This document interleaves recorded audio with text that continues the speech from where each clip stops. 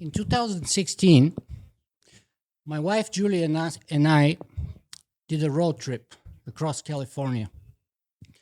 Naturally, among the points of interest were San Francisco and Los Angeles.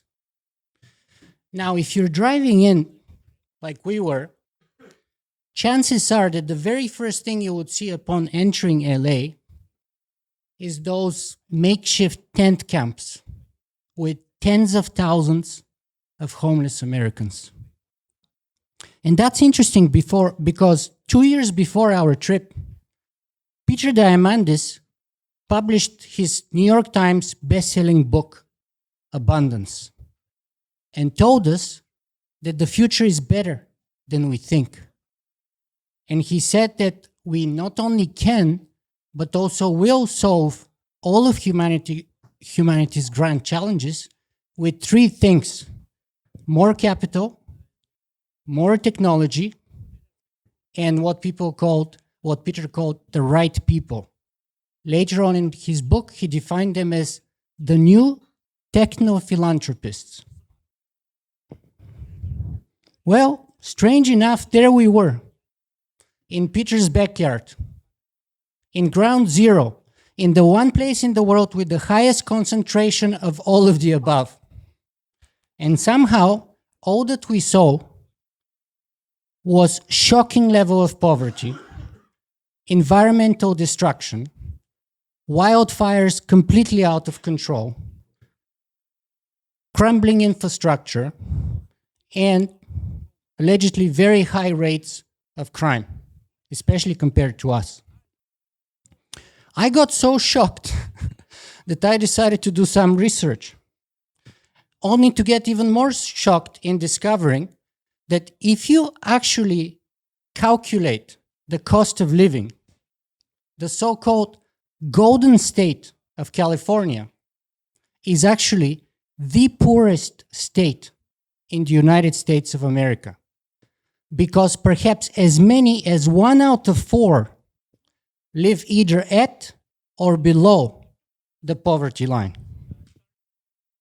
Now, California is the 5th largest economy in the world, and of course, the largest economy within the United States. And yet, according to McKinsey's, it ranks dead last in terms of quality of life. Now, this paradoxical situation raises a number of very important questions. For example, how is it that poorer countries, such as Canada, that have less access to capital, less access to advanced tech, somehow manage to have happier, healthier, and longer living population? By the way, we live 4 years longer than Americans on average, and have lower degree of homelessness, lower crime rates, and free healthcare to boot.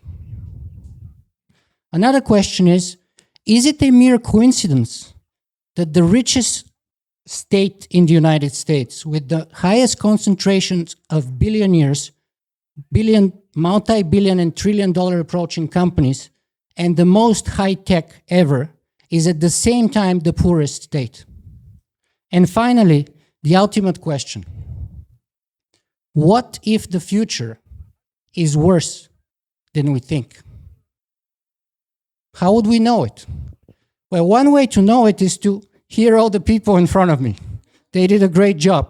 And if you haven't convinced you yet, I'm going to give it my best shot too. So, we would know that the future is worse than we think by looking at the present. And by looking at California, we already know that abundance is a myth.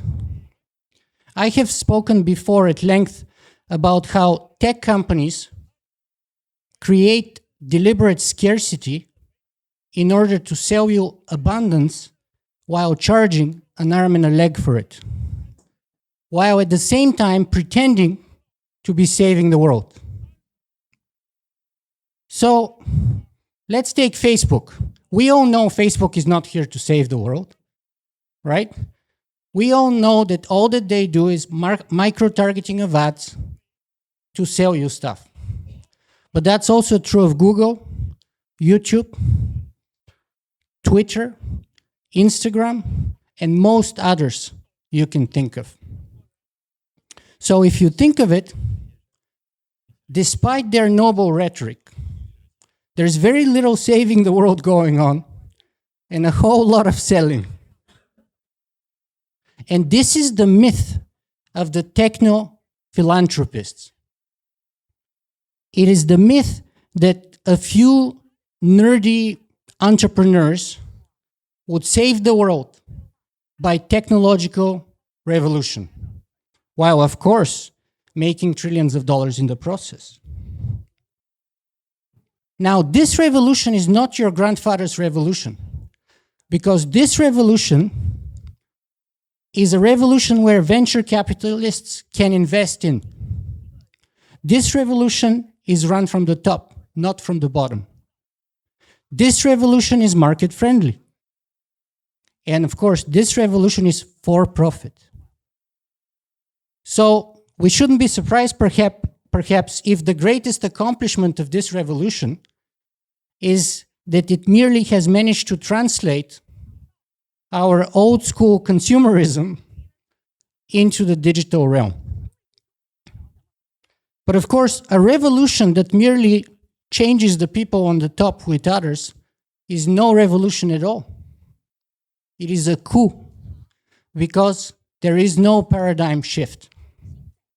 And so, Facebook has given us not only, Silicon Valley and big tech have given us not only fake news and fake friends, but also fake saving the world, fake ethics, fake privacy, fake revolution, fake change, and if you go and look on the streets of San Fran and LA, fake abundance.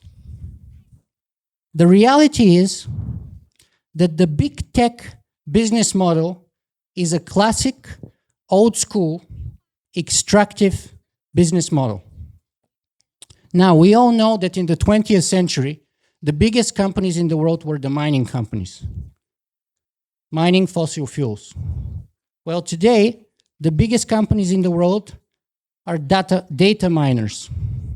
And just like in the 20th century, the mining companies devastated our natural environment, today, big tech is devastating our social environment.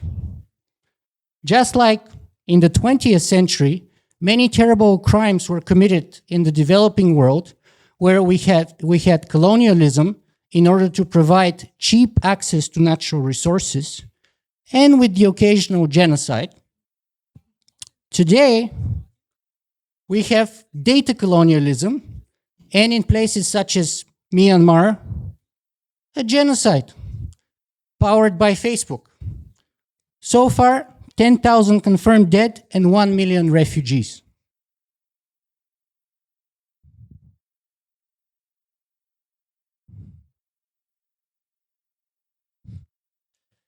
You see, it used to be the case that people believed that biology is destiny. But as we have seen today, biology is becoming an information science. So it may well turn out that actually data is destiny. And if it is true to say that data is power, then absolute data about absolutely everyone, absolutely everywhere, absolutely all of the time must be the absolute power. But the key to understand here is that when those companies are extracting, classifying, trading, and selling our data, they're selling us.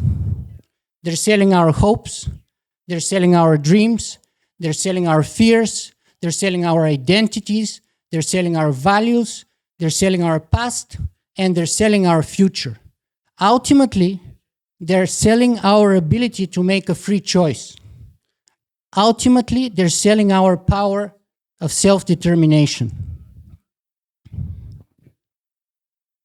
Elon Musk once said that whatever disseminates power promotes democracy, and whatever concentrates power undermines democracy. I say that today we have the largest concentration of power the world has ever seen, and we're in danger of becoming a NeoTechnocracy. NeoTechnocracy, where those who own the tech and sell it to us, even for free, can tell us what to see and what not to see, what book to buy, what movie to watch, where to live, where to go to school, where to work, who should be our friends, who we should date, whom we should believe, who we should vote for, when to feel happy and when to feel sad. This is the greatest brainwashing propaganda machine the world has ever seen. And we're running the risk of becoming a technological panopticon kind of a society, where even our most private, most intimate thoughts are not going to be safe forever from the data miners. This is the story of Silicon Valley. It's a story of idealism turned narcissism turned sociopathy.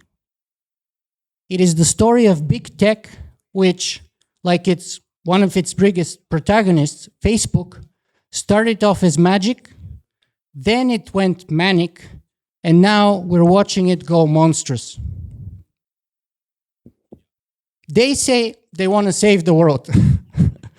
I say they may end up destroying it.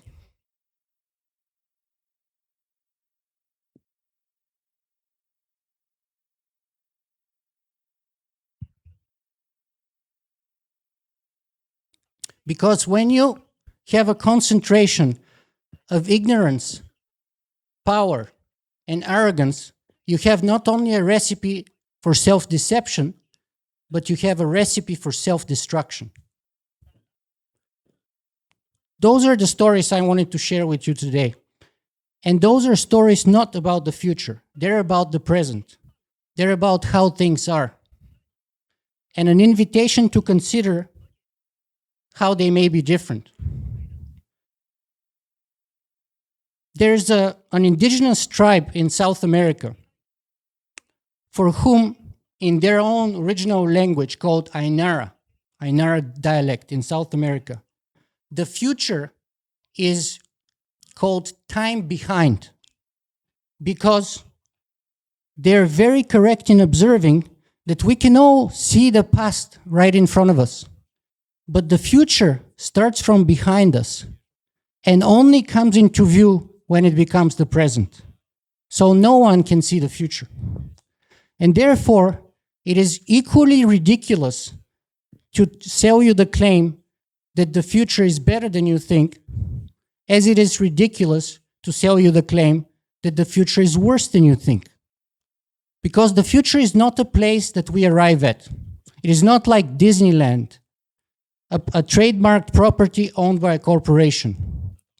The future is a public good, and we're all responsible for creating it. And while doing so, we might remember an old story by Frank Herbert from 1965, where he said that there were these people who outsourced their thinking to the machines in the hope that this would set them free, only to find themselves enslaved to other people with machines. Now, most conferences you guys are going to go to nowadays will tell you about the greatest incredible opportunities that exponentially growing technology is creating in our world and how it's going to disrupt everything. Dark Futures is different. So perhaps you're feeling a little dark. But please, do not be afraid, because fear is the mind killer. Please allow your mind to adjust to the darkness. even though it may want to simply run away. Because dark futures are not necessarily hopeless futures. And because the bigger the obstacles that we overcome, the better we're going to be able to navigate the darkness and eventually, hopefully, create a brighter future. Thank you. Wow. Wow. How awesome was that? Yeah? Yeah, thank you so much. That was amazing. Amazing, amazing.